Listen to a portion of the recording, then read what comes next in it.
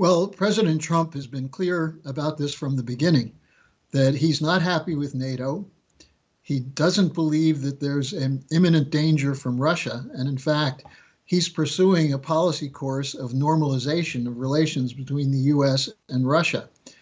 Now, ironically, the Europeans suddenly are deciding that they have to be prepared for war.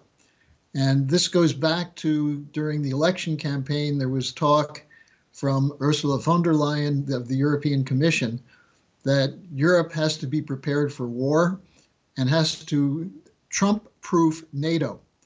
And so while they were preparing for war, Trump was trying to get an agreement with Russia, not just to end the war in Ukraine, but to have broader economic cooperation between the United States and Russia. And so what we're seeing is a purge of a number of people in the military for different reasons, some of them because they're part of the so-called woke transgender operation, others because they're just hardcore neoconservatives.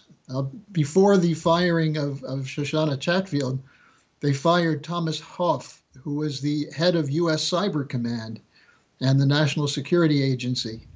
And he was one of the people who was part of the anti-Russia faction within the US-NATO command. So I think Trump is trying to make sure he has his own people in there because he's going in his own direction.